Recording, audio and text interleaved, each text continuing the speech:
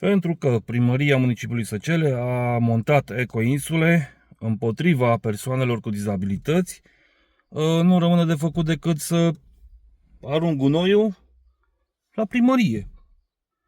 Asta voi face, pentru că nu pot să arunc gunoiul aici, e închis peste tot, nu pot să bag acolo sus, n-am picioare să apăs, o să arunc gunoiul la primărie.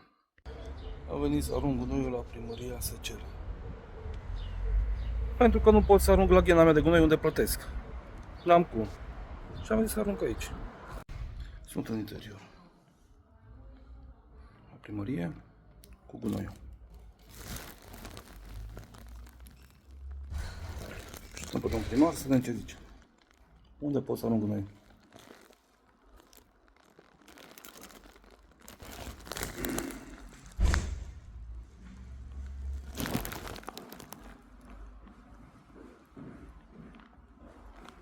Registrez. Problema cu ecoinsulele. Așa. Cum pot eu într-un scaun rulant să bag gunoiul? Mi s-a transmis, am vorbit cu producătorul de aceste ecoinsule. Da, da. Da, domeniul public și pot să registrez. Ești într-o instituție. Nu contează, sunt filmat de acolo, nu aveți acordul meu. Bun. Chemați poliția. Știm de problemă, am vorbit deja cu cel care produce aceste ecoinsule. O să găsim o soluție, se va... Păi și până atunci ce fac? Uite, cu gunoiul, ce fac?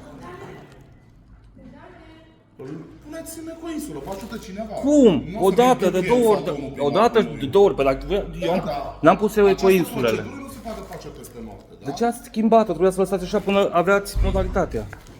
Nu, că nici acea Trebuie să țineți cont de persoanele cu dizabilități sau cei mici de înălțime, da? acea ecoinsulă. Asta este gunoiul meu și l-am adus aici să fie aruncat de Și primărie. acea ecoinsulă, în mod normal, ușile ei trebuia să stea închise. Au fost vandalizate. Nu știu, Faptul că dumneavoastră aveați acces să deschideți așa că acea puteam, ușă, cât de cât, care aia nu e o chestie ok. Alea sunt făcute de așa natură să nu se deschidă ca să... ca eu să mă chinui din nou și să n-ajung. Deci Domnul nici... Padă, eu v-am spus ce măsuri s-au luat în momentul de față, ni s-a transmis la fața locului, da? Eu v-am V-am spus spus că le avem în vedere. Am și înțeles. se va rezolva Măsurile problema. care de acum Numai încolo. că nu se poate rezolva peste noapte, da?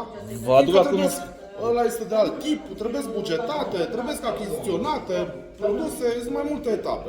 Nu se pot aduce...